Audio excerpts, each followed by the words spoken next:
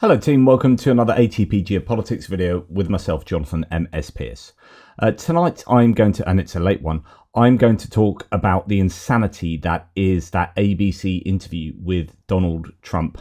Talking about the 100 days in the White House, the record he has, and my goodness, what a batshit crazy, insane interview that was, where I'm just left thinking,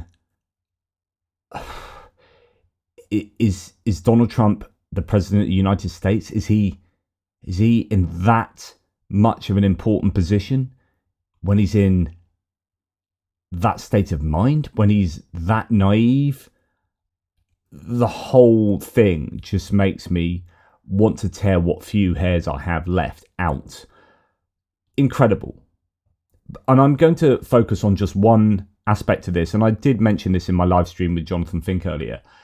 But it's mind-boggling. This whole exchange in the middle about Garcia, the guy that was rounded up because supposedly he was in this gang, this MS13 gang. And they did so on the basically on the basis of the clothes he was wearing, and the testimony of a policeman saying he was in a gang in somewhere where he didn't even live. And that policeman was also a really dodgy claimant, essentially. We have this situation where he was rounded up, put onto an airplane and taken to El Salvador and thrown into prison with no due process. And even though the Supreme Court and other judges have ordered the facilitation of his release and return to the US, Trump has not done it. And it appears that Trump doesn't really understand the Supreme Court ruling either, because he's listening to people around him who are lying to him. Stephen Miller has lied in public in the White House, standing next to Caitlin Collins in the White House, I think when the Norwegian leader was there, just talking nonsense about the 9/0 ruling. And that is what Trump is regurgitating. And just the whole thing is insane. The whole information ecosystem that Donald Trump lives in is insane. There's a really good analysis by the Pod Save America podcast, where they wonder whether he believes this stuff or whether he's just lying and going along with it. But in this case, I think he really does believe what people are telling him. And he really believed that this tattoo that is on Garcia's hand, these tattoos are on his fingers, actually included the letters and numbers MS13 above those tattoos. That indeed what was photoshopped to try to explain to Donald Trump that this set of tattoos can actually be interpreted as meaning MS13. Donald Trump actually thought that these clearly photoshopped in Arial font numbers and letters were actual tattoos on his knuckles. This is an explanation. Below it's got marijuana, smiley, the cross, and a skull. That somehow he's tattooed a label onto his knuckles or onto his fingers as to what each tattoo is, and then the interpretation of what they are above. Now, experts are declaring that actually MS13 tattoos are not interpretations. They are just simply MS13. If people do have that the tattoos, they are simply MS13 tattoos. Trump has taken this explanation and thought the interpretation was the actual tattoo. It just is staggering. OMG, he thought the Photoshop knuckles were real, says Tim Miller. Let's listen to the interview and the lead up to that, which is also pretty staggering. This is not an innocent, wonderful gentleman from Maryland. I'm not saying he's a good guy. It's about the rule of law. The order from the Supreme Court stands, You sir. came into our country illegally. You could get him back. There's a phone on this desk. I could. You could pick it up, and with all the power of the presidency, you could call up the president of El Salvador and say, send him back right now. And if he were the gentleman that you say he is, I would do that. But the court has ordered you to facilitate that. I'm not the one making this decision. We have lawyers that don't want to do this. But the buck stops in this office. No. And he's absolutely right, Moran, the interviewer. He's like, you're the president. It's like, if the law says, the law literally, the Supreme Court has literally ruled on this. You need to facilitate bringing him back. Like, that is an sort of active verb. You need to actually do something. You can't just sit back and go, well, you know, he might magic back. You actually have to facilitate that. You have to do something, you know, that is not nothing in order to get him to ease him back to, you know, facilitate. I'm trying to like translate the word facilitate, but you need to make it easier for that man to be brought back to the United States, or, you know, bring him back. But he says, no, you know, I don't make the rules type thing. Well, you are the president and you appear to be trying to make the rules in all sorts of things. It's just incredible. It's just mind-blowing. We have lawyers that don't want to do this. But the buck stops in this office. No. I follow the law. You want me to follow the law?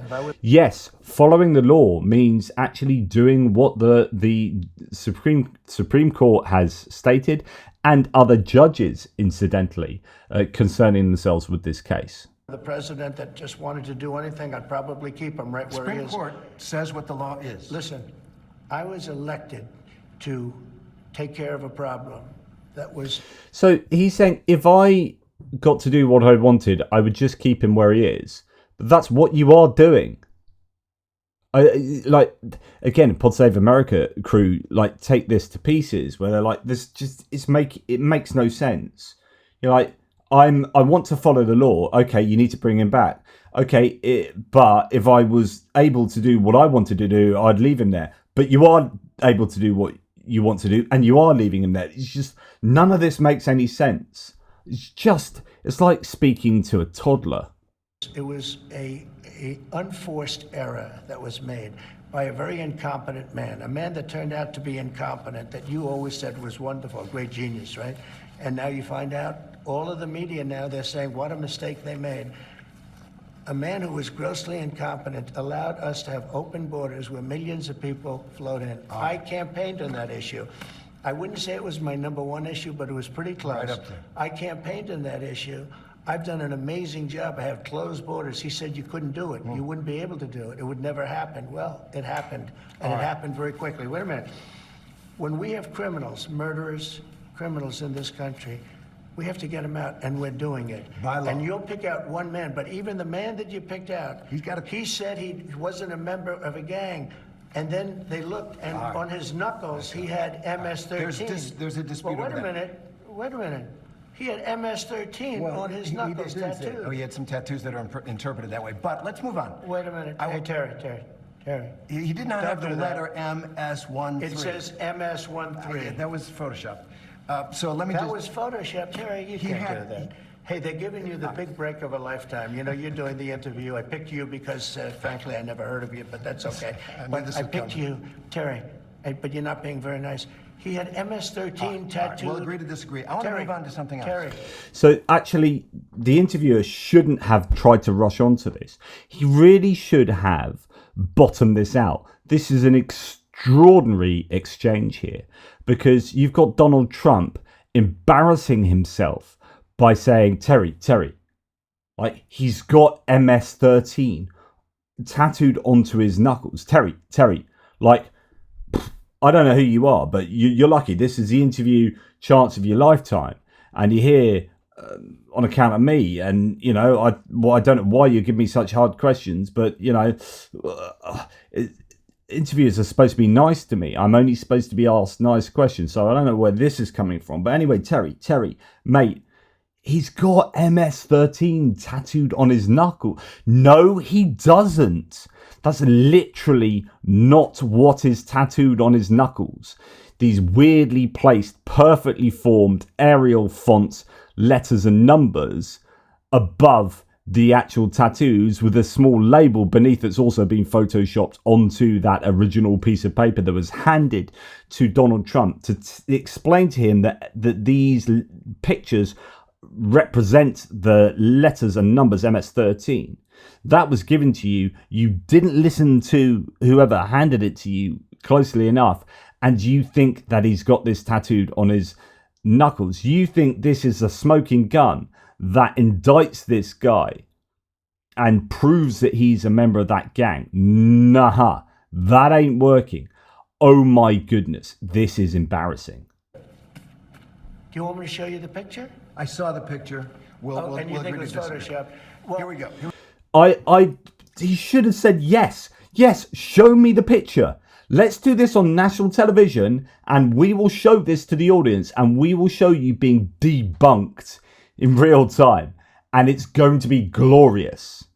But instead, Trump gets to go back, get briefed by the people around him, say, yeah, actually, he was right, and then fluff this and come up with some kind of bizarre explanation as to how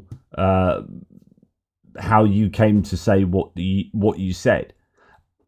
This should have been this was the most golden of opportunities for this interviewer to go down in history of like completely embarrassing the president of the United States. Don't Photoshop it. Go look at his hand. He had MS-13. He did have tattoos that can be interpreted that way. I'm not an expert on them. I want to turn to Ukraine, sir. Terry, I want to get to Ukraine.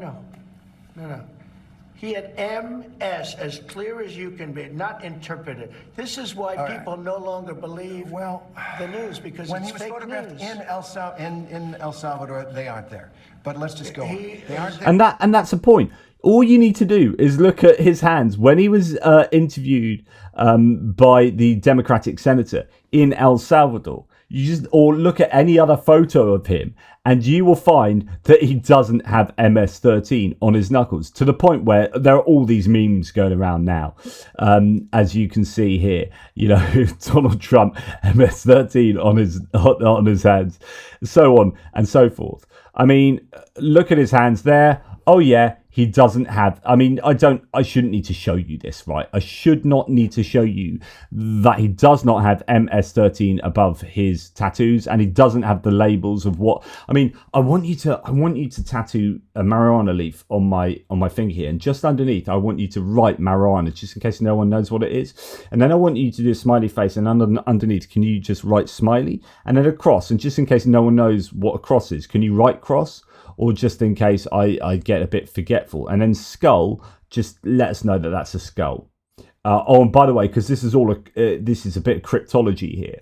What this is a code. So what I want you to do is just put what the code is above it, just so that no one's in any doubt. So, because I got this as a secret code, so I could only myself and people that knew this code would know I was in the MS-13 gang, right? This is just a secret code. So anyway, what I want you to do is put the translation so that everyone knows I'm in MS-13. Then that'll be brilliant. If you can do that, tattooist, then hey, we're laughing.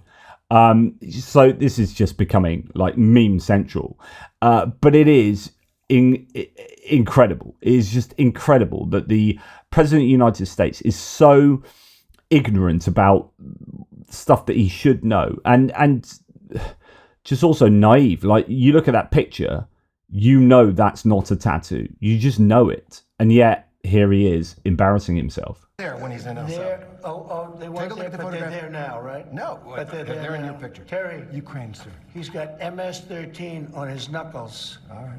Okay? All right. We'll take a look at that. You do such a disservice. We'll take a look at Why that, don't you sir. just say, yes, he does, and, go on to something else? It's contested. Ukraine. Coming up. Again, you could argue that he's doing a good job of moving things along, but as I always say, no, you bottom it out. And if Trump's going to say you're doing a disservice, you're like, who's doing the disservice here? Me that's giving you a correct understanding of what that picture is, or you that's talking out of your posterior in the most ridiculous of manners. The absolutely wonderful Jessica Tarlow goes to town on him on Fox News as the only liberal on the group of five there.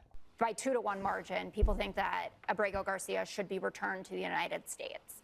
And the reason that people are talking about that exchange last night with Trump and Terry Moran about the tattoos is that we were all assured that no one was dumb enough to think that it was actually said MS13, but it seemed like Trump actually did think that. And there have been a number of experts on gang tattoos, like CBS, I'm looking at an article right now, that they spoke to, who said that these experts did not say that the symbols the judge talked about, the marijuana leaf and the cross, then they're and the wrong. smiley, then they're okay. They're wrong. Our gang expert is better than prosecuted these these cases. That's fine. Either way, public opinion has shifted on this issue. In terms of the kids, the problem with those cases are that those mothers did not get to talk to their lawyers. One of them, who had the 2-year-old, this is not the 4-year-old who had cancer, who was reported with a 2-year-old, had 2 minutes on the phone to talk to her husband to try to figure out what would happen to her American child. And so, yes, like any mother, they said, I will take my kid with me rather than leave them in a system where I don't know what's going to happen to them. I think we can all agree that you should be able to talk to your lawyer before you are deported, especially with your American citizen child. The New York Times has a really interesting deep dive piece out today on the El Salvadorian president, Bukele, and the prison. And what it exposes is that actually he was uncomfortable with the arrangement once he figured out that Donald Trump was sending people to his prison who had not been convicted of any crime. We know as well that there's reporting that up to 75% of the people that have been sent there have not been convicted of a crime. So think about this. The guy who refers to himself as the world's coolest dictator is uncomfortable with what we are doing to people. This isn't about deportations. This is about sending people to a foreign prison camp without getting a hearing and without being convicted of anything. And that's why Americans' public opinion on the immigration policy has shifted. The conviction is... I do not know how Jessica Tarlow sits next to Jeanine Pirro day after day and listens to the insanity that comes out of that woman's mouth. But anyway, and then here, I mean, this is another perfect sort of exposition of the insanity that's going on in Trump's head, essentially. The absurdity of the minority leader's statement questioning the competency of Donald Trump is beyond debate. It is absurd after years of refusing to acknowledge the truth when it comes to Joe Biden and seemingly manufacturing a truth when it comes to Donald Trump. I hope that's where we can agree and then move to more substantive debate. No. Well, look, Will, I don't know whether it's incompetence, cognitive abilities, ignorance, or just plain flat-out lying, but Donald Trump doesn't know that a photo he's showing is photoshopped. He doesn't know that the Supreme Court ruled 9-0 against him. He's got Elon Musk in the Oval Office doing press conferences. He doesn't understand what trade deficits are and is tanking our economy. So you can call it whatever you want, but it's been a pretty disastrous first 100 days.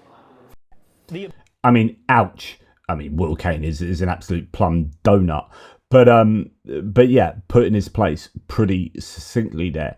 Just the whole interview is crazy, and I could play you the bit about the Supreme Court and Moran's interaction with him on the Supreme Court ruling. But the point is that either Trump doesn't have a clue what is going on, which is definitely the explanation an awful lot of the time, or he is lying through his teeth, which is also something he does a lot. And I do wonder how much of a narrative he builds up to the point that he believes it. So, he starts believing his own lies. And I think there's probably an awful lot of times where he's challenged on things that he has said, and he's backing himself to the hilt because he can never be wrong, right? But actually, it's like we could tease apart this idea of whether he's lying or not, because I think he has lied to a point where he believes it, and then he believes it, and then technically he's not lying because he thinks he's just garbage in, garbage out, thinks he's telling the truth. But my goodness, he's got such a distorted understanding of reality that he becomes dangerous, right? And I think this man is utterly unfit to be the president of the United States. It is just incredible that he's being allowed to do, say and do what he wants by a Congress, a Republican Congress that is just completely unwilling to say anything against him. They are just utterly, it seems, powerless to stand up for the truth. I mean, there are a couple of people who end up being somewhat critical of Trump, and this is Senator Rand Paul, who's like outright libertarian. So he's if you're going to get someone that's going to be slightly outside the GOP norm, then it's going to be someone like Rand Paul. They said the president couldn't take us to war, only Congress could. They said the president couldn't spend money, only Congress could. They said the president couldn't tax people, only Congress could.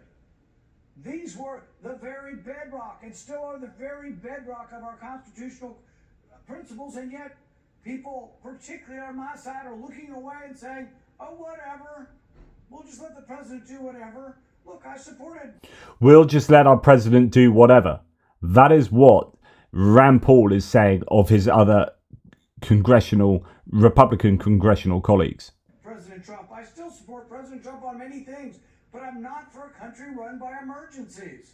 Even if the person were doing what I wanted and it was, making every day my birthday, I would not be for that unless we deliberated upon that. There are constitutional processes that are incredibly important.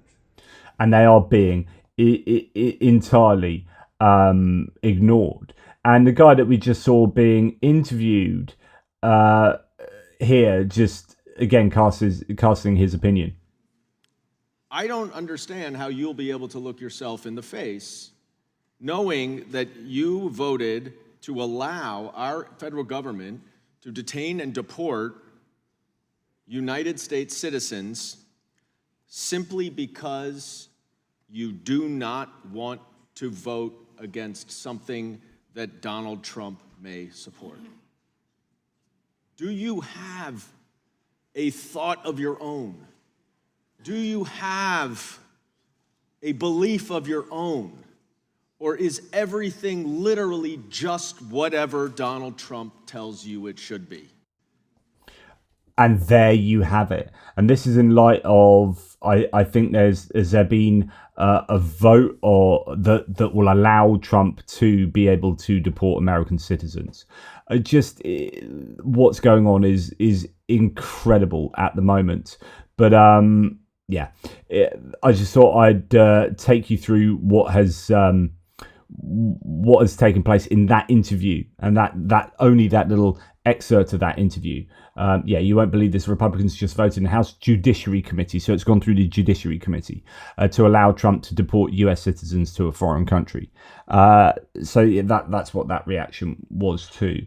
I just think that interview as a whole, but particularly that little excerpt, gives you a window into who Donald Trump is, and he's a fundamentally ignorant and stupid man. I'm sorry, there is no other way of interpreting that interaction with that man. He is a fundamentally ignorant and stupid man. And you need to prove me wrong for me to not sit here and express that and believe that. It's late. I need it. I need some sleep. Take care. Speak to you soon.